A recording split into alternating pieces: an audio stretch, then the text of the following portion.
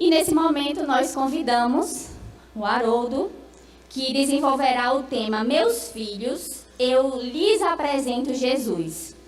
O Haroldo Dutra Dias é humanista, escritor e palestrante internacional, estudioso de temas importantes como filosofia, espiritualidade e literatura grega.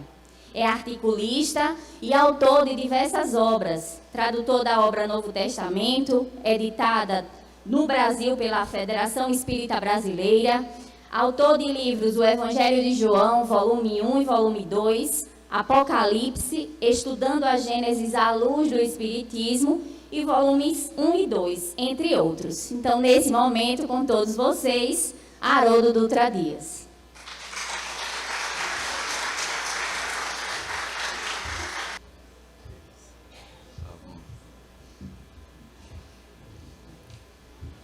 Caras amigas, caros amigos, bom dia para todos.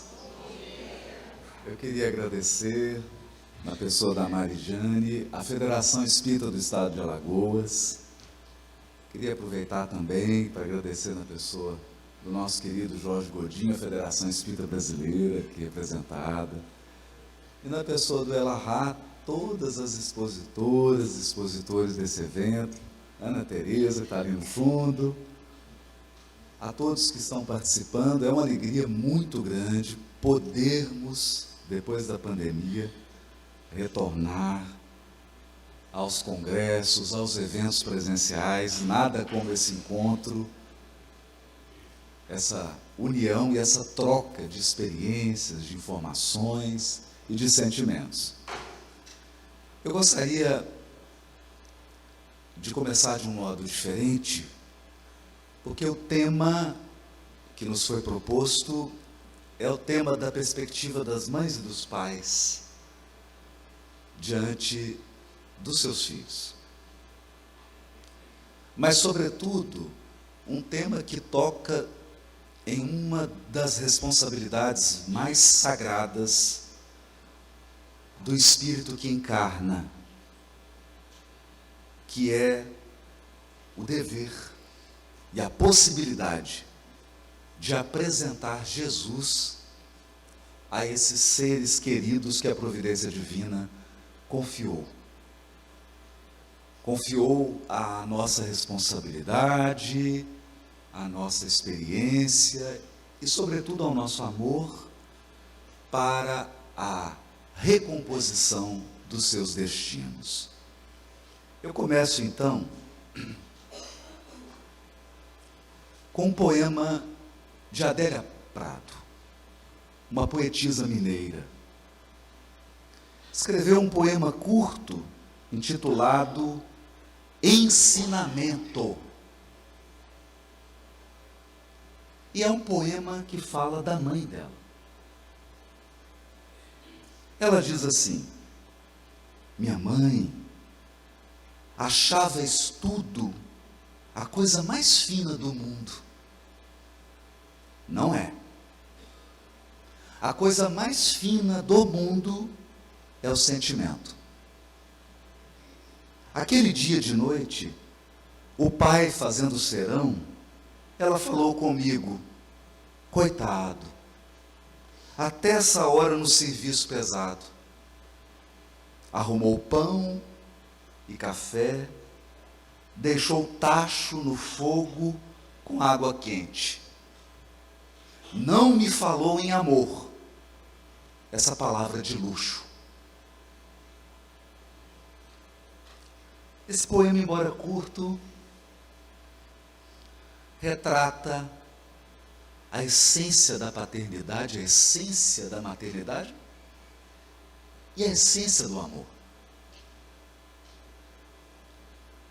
Aproveitando o fio condutor do Elahá,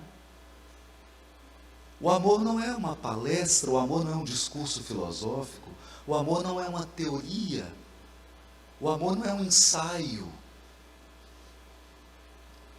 O amor é uma conduta.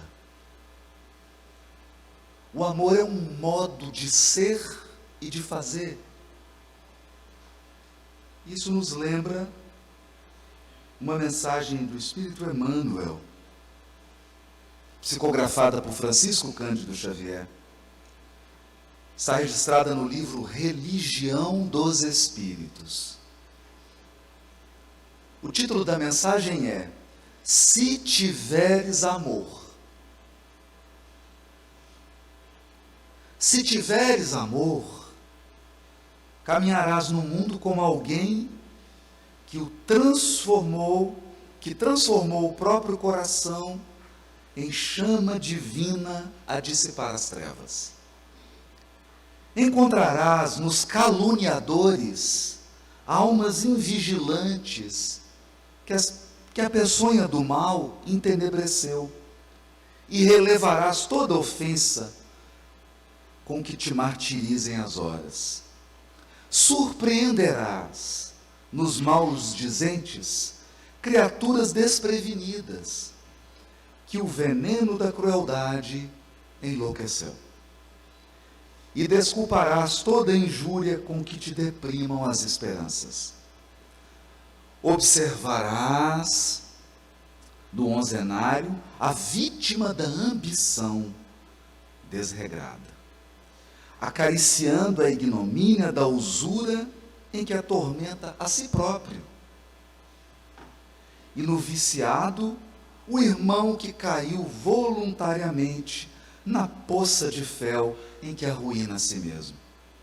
Reconhecerás a ignorância em toda manifestação contrária à justiça, e descobrirás a miséria por fruto dessa mesma ignorância, em toda a parte onde o sofrimento plasma o cárcere da delinquência, o deserto do desespero, o inferno da revolta ou o pântano da preguiça. Se tiveres amor, saberás assim cultivar o bem a cada instante, para vencer o mal a cada hora. E perceberás então como o Cristo fustigado na cruz. Então, perceberás então, da mesma maneira que o Cristo fustigado na cruz percebeu, que os teus mais acirrados perseguidores são apenas crianças de curto entendimento e de sensibilidade enfermiça, que é preciso compreender e ajudar, perdoar e servir sempre, para que a glória do amor puro, ainda mesmo nos suplícios da morte, nos erga o espírito imperecível à bênção da vida eterna. Isso nos faz lembrar uma tradição em torno de Francisco de Assis. Dizem as tradições que Francisco de Assis teria reunido seus irmãos de ordem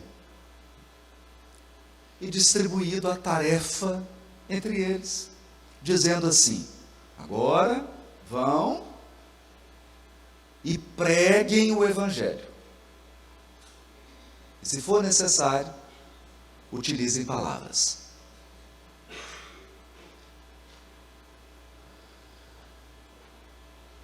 Quando nos voltamos para o lar, e quando estamos refletindo sobre o cotidiano da convivência das almas, como é a convivência de pai e filhos, mãe e filhos, nós não estamos falando do poder dos discursos. A palavra é poderosa. A palavra cura, a palavra instrui, a palavra educa, a palavra ergue o ideal. A palavra tem seu valor. Mas a palavra tem seus limites. A palavra tem limites que o amor desconhece. O amor vence barreiras que a palavra deixou para trás. O amor contorna obstáculos que a palavra não tem o poder de contornar. Portanto, o alicerce dessa apresentação do Cristo aos nossos filhos é o nosso amor. A nossa vivência é ser capaz de expressar no cotidiano das nossas vidas, nem que sejam migalhas dos exemplos do Cristo. Por uma razão muito direta. Não teria sido esse o comportamento do próprio Cristo para conosco?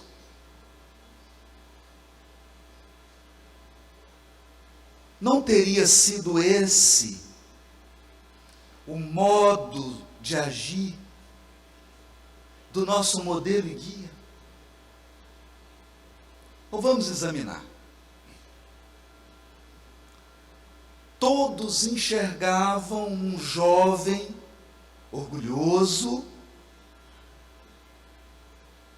forte, obstinado, inteligente, um pouco fanático, e o chamavam de Saulo de Tarso. Todos enxergavam nesse jovem alguém que, em nome da crença, em nome dos valores religiosos, colocou o ser humano em segundo plano, a ponto de ser capaz de perseguir, a ponto de ser capaz de apedrejar, em nome de Deus.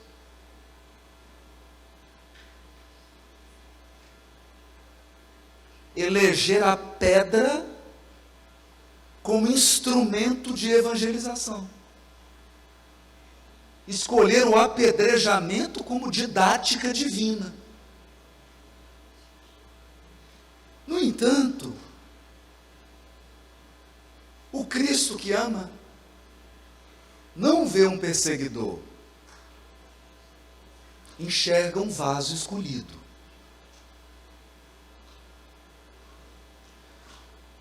Por uma razão muito simples. Jesus não escolhe os capacitados, ele capacita os escolhidos.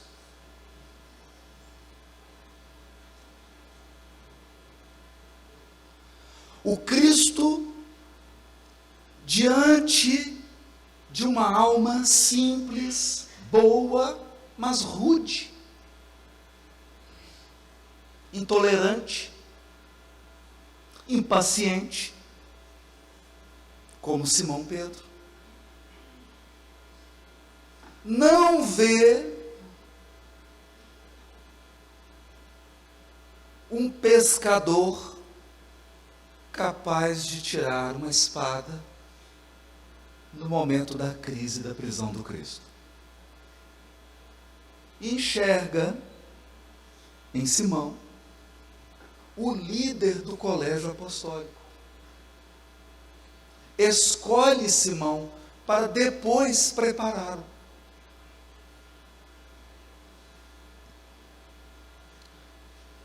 Porque se na estratégia do Cristo estivesse a premissa de escolher todos os preparados para a tarefa, ele teria trazido seu cortejo de anjos. Teria vindo ao mundo com seus assessores espíritos puros. Traria os espíritos puros sêniores, aqueles que já são puros há 1 bilhão de anos, 2 bilhões de anos.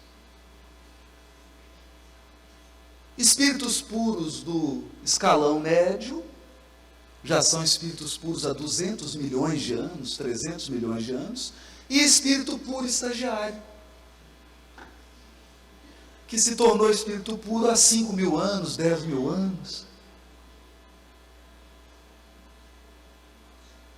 Por que escolheu seres humanos falíveis? Escolhe alguém fechado no ritual, inflexível com as tradições, preconceituoso e intolerante para com o erro, que todos viam na figura exótica de Tiago Menor, mas ele, o Cristo, via naquele apóstolo o grande mediador, o mediador da primeira e da segunda revelação. E estabelece Tiago como aquele que iria conciliar os corações dedicados da primeira revelação aos novos corações agora dedicados à continuidade da tarefa, que é a segunda revelação.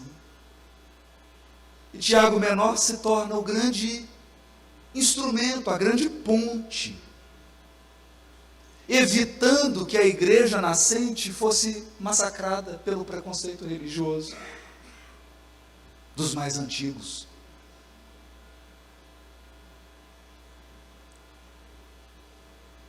Enquanto até mesmo os apóstolos que ouviram diretamente, nós ouvimos indiretamente. Isso é preciso ser destacado. O mérito dessa plateia aqui é pequeno, porque estão ouvindo de Jesus da minha boca. O mérito dos apóstolos era gigantesco, que ouviram Jesus diretamente. Voz direta. Ouviram o Cristo falando de perdão. Ouviram o Cristo falando de aprendei comigo que sou manso e humilde de coração. Ouviram do Cristo falando o amor cobre a multidão dos pecados. Ouviram da boca do Cristo. E, no entanto, o que fizeram com Maria de Magdala?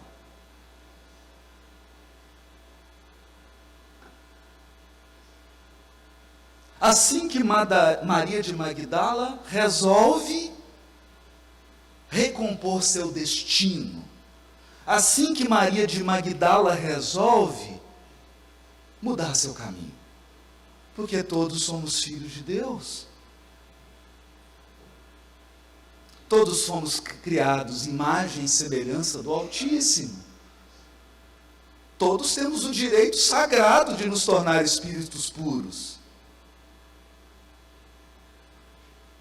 Quando a providência divina entrega Maria de Magdala para os apóstolos, o que eles fizeram?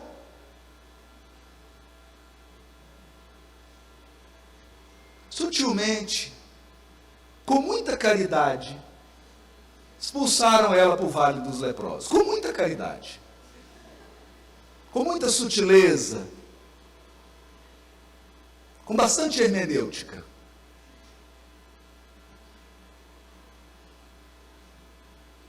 Mas o Cristo enxerga naquela irmã que havia se perdido nos labirintos do sentimento, nos labirintos do amor, do afeto, nos labirintos da autoestima ou da estima. Enxerga nela a detentora do direito de revelar ao mundo que o Cristo vive, que o túmulo não é capaz de apagar a luz da vida. De que o Cristo não é uma imagem nem um símbolo, Cristo é um Cristo vivo, vivo e operante, vivo e ativo, vivo e guia, vivo e mestre. Ela foi escolhida. E até mesmo Judas Iscariotes, que se equivocou, que acreditou que os fins justificam os meios. Judas Iscariotes, que acreditou que se você tiver apenas as boas intenções e estiver fazendo o que é certo, não importa como você faz, importa. Importa. Quem segue o Cristo tem que se preocupar muito com como faz as coisas. Porque como você faz, apresenta o Cristo. O seu PowerPoint é como você faz. As pessoas estão vendo a sua apresentação. O que você faz, elas já sabem.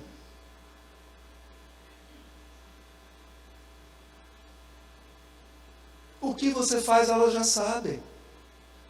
O mundo inteiro sabe o que um cristão faz, ou pelo menos deveria fazer. A pergunta é: como você faz? Eu me recordo, foi num congresso, aqui mesmo. No intervalo, conversava com o Divaldo, e ele me disse assim: meu filho, tem muita gente indo para o inferno pelo caminho do céu. Porque a pessoa está no caminho certo, mas está fazendo tudo errado. Né? Ou melhor, está no caminho certo, mas está fazendo da forma errada. Isso me remete a uma reunião mediúnica que me impactou há muitos e muitos anos atrás.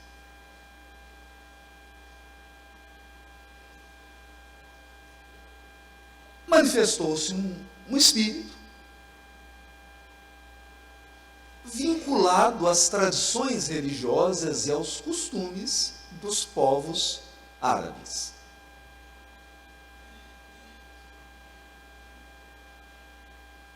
Naquele momento, eu não era o dialogador. Um outro amigo dialogava. E esse amigo disse assim para o espírito: mas meu irmão, Jesus... Ele falou: por favor, não fale esse nome. E aí ele tomou um susto. Mas por quê?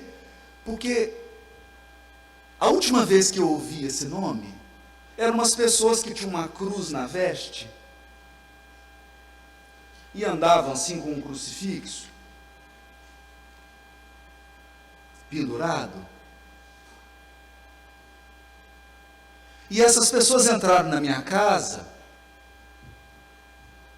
fizeram tudo o que queriam com a minha mulher, depois assassinaram ela na minha frente, em nome desse Jesus. Depois, fizeram tudo o que queriam com as minhas filhas, com os meus filhos, mataram meus filhos na minha frente, e orando e pronunciando o nome de Jesus. E depois me mataram e colocaram fogo na minha casa. Então, esse nome para mim, né? Aí agora eu vou traduzir, é um nome traumático, né?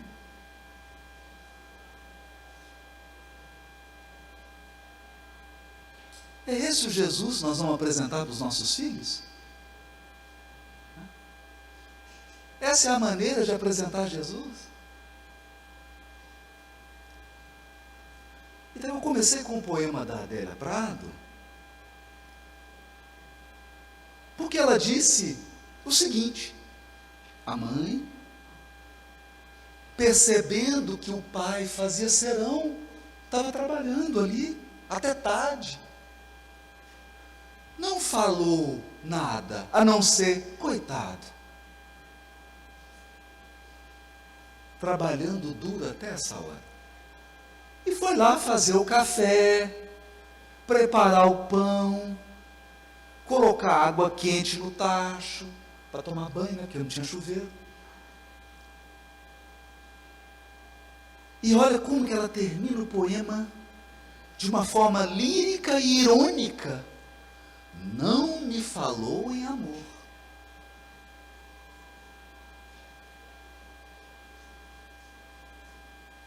Não me falou em amor.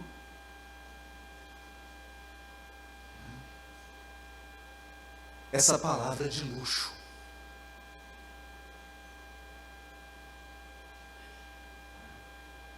Então, a forma mais eficaz, a forma mais eficiente de apresentar Jesus aos nossos filhos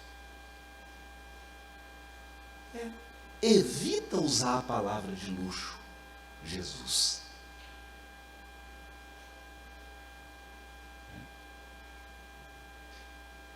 Eles vão nos observar. Eu acho que a coisa mais difícil para um pai e para uma mãe é entender que a única coisa que é criança no filho ou na filha é o corpo. O espírito não. A gente olha assim e fala, nossa, tão jovem, sabe de nada, inocente. Às vezes é um espírito mais velho que você. Né? E eu gosto de contar uma história. Eu levava meu filho todo dia, saía de um bairro difícil, não vou citar aqui para não ofender ninguém. E aquele trânsito, 7 horas ele entrava, tinha que sair 6. Era uma luta. E já saía aquele trânsito, era 45, 50 minutos para chegar na escola dele. Aí chegava na escola, 15 minutos para descer, porque todos os carros de Belo Horizonte iam para a porta daquela escola. Então, um carro me deu uma fechada, ele entrou na frente, ainda xingou. Naquele momento, meu passado milenar veio à tona.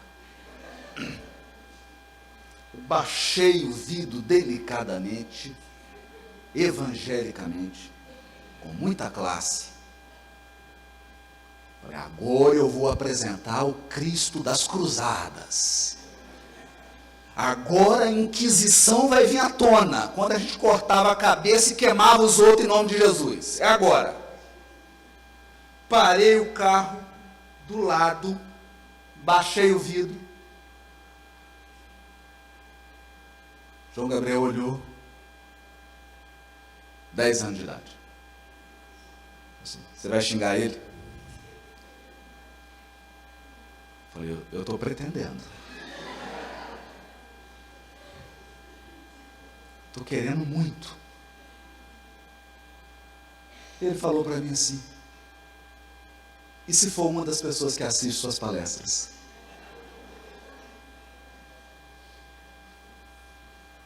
Me deu um gelo.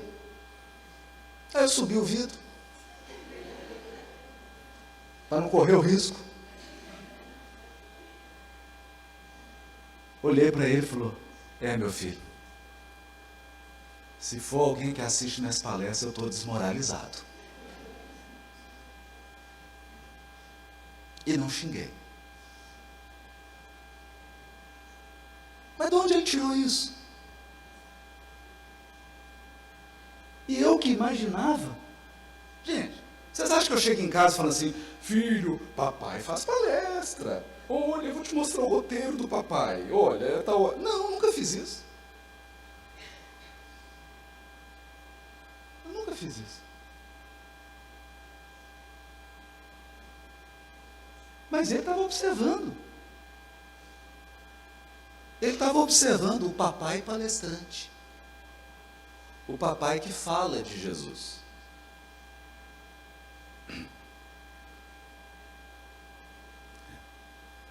Vamos ver esse Jesus do papai, como é que ele é.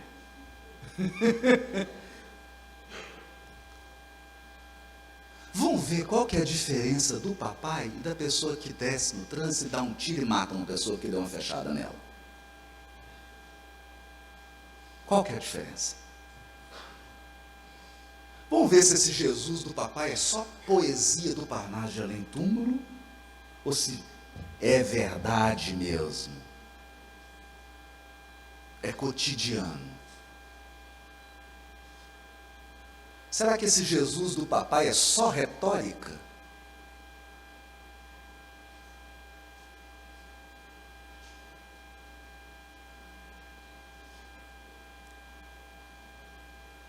Né? É só retórica? Aliás, não sei até que ponto isso é historicamente verdadeiro ou não, mas dizem que a Inquisição tinha um lema: misericórdia e paz. Imagina se fosse o contrário, né? Misericórdia e paz, matava e queimava todo mundo. Imagina se fosse outro lema.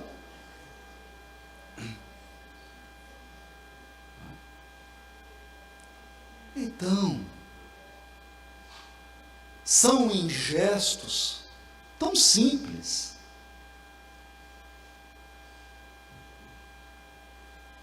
São em gestos tão simples. E veja, não tenho aqui a menor pretensão de fazer autobiografia, porque é claro que eu não vou citar aqui todos os maus exemplos que eu dei para o meu filho. Mas só para concretizar o pensamento, eu me lembro de um dia que ele encrespou com um colega de sala, lá saindo do tapa. Não deu nada, foi uma coisa leve. Mas ele chegou transtornado. 14 para 15 anos. Aquele período da vida que você está mais calmo, né? Os hormônios estão bem tranquilos, então você... É um período excelente, inclusive, para começar a meditação, a oração, né? Então ele chegou falando assim: eu vou matar ele, pai. Eu vou matar. E ele achou que eu ia ter alguma reação. Meu Deus, vai matar! Cadê a evangelização? Fiquei claro. Porque são uns 10 segundos em silêncio. Ele achou estranho. Porque ele achou que ia vir assim, tipo, os princípios básicos da doutrina espírita: Deus, Espírito, matéria, pluralidade dos mundos, né? Achou que eu ia fazer um ESD. Fiquei calado.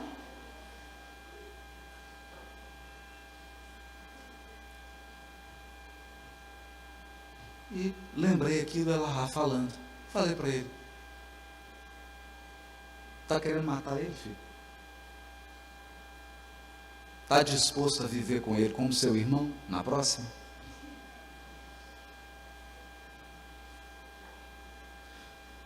Ele regalou um olho. Sabia, participou de evangelização de uma cidade. Está disposto? Se tiver, vai em fundo.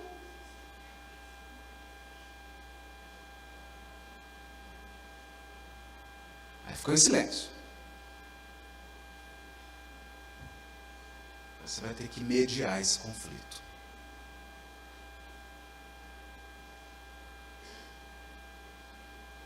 Isso aí. Que eu queria só deixar ele com a pulga atrás da orelha. Você vai ter que mediar esse conflito. Aí ficou. Deu 30 segundos, ele foi atrás de mim. E eu lá fazendo café. Como é que é esse negócio de mediar conflito?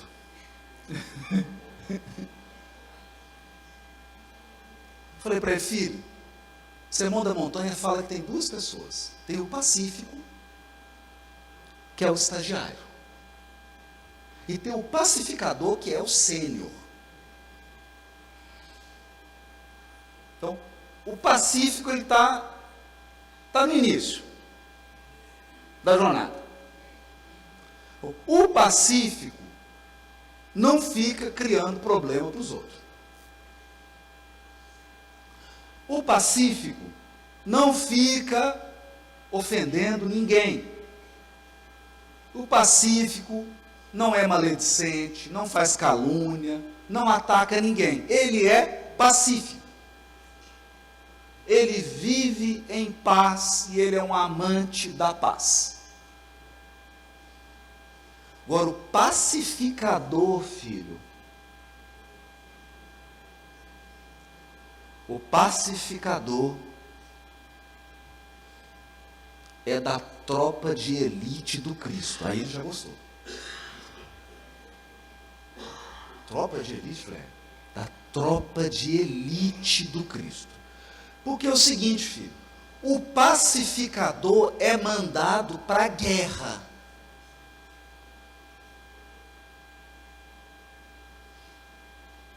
Então, é igual bombeiro militar.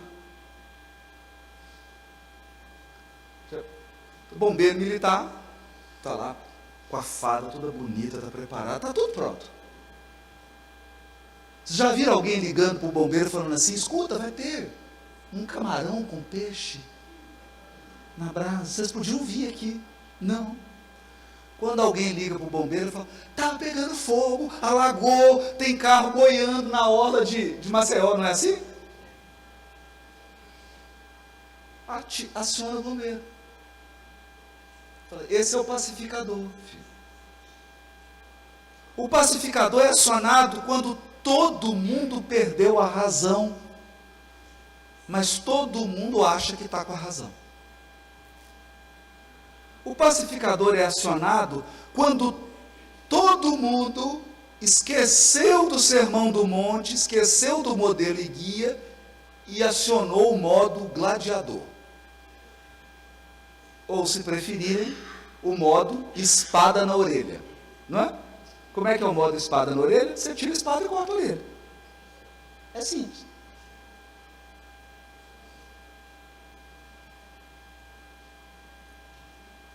Então, quando o caos está instalado, o pacificador é enviado.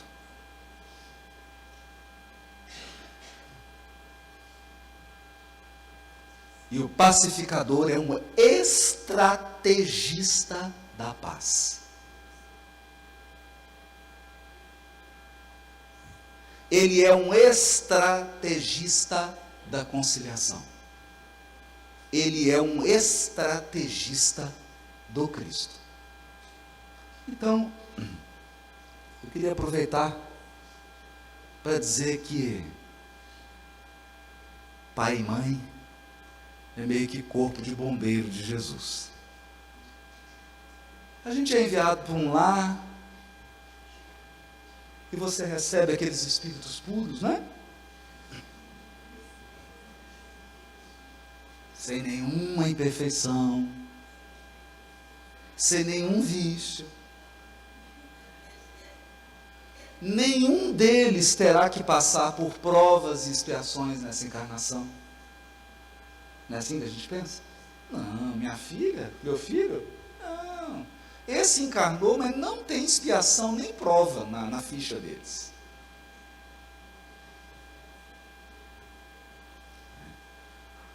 Então Cristo nos envia como esses pacificadores.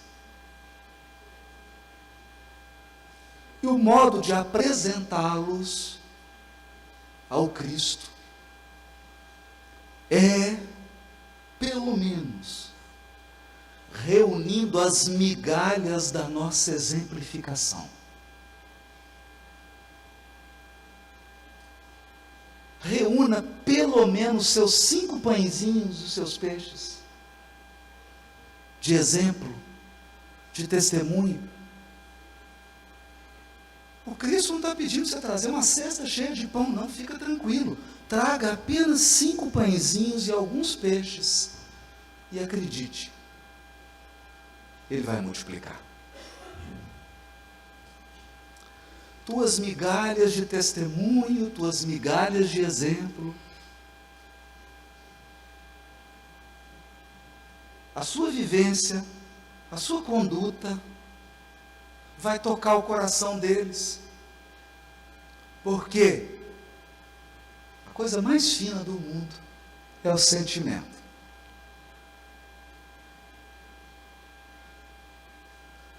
E antes de ler os livros da codificação, antes de ler o Evangelho, antes de ler qualquer texto, as pessoas leem a nossa conduta. Por isso Kardec, no capítulo Sede Perfeitos, diz assim, para encerrar. Depois de fazer talvez a mais extraordinária descrição do ser humano transformado pela doutrina espírita, que é o homem de bem, o ser humano de bem, no próximo item ele começa assim: o Espiritismo, bem compreendido, vírgula, mas sobretudo bem sentido, conduz aos resultados acima expostos.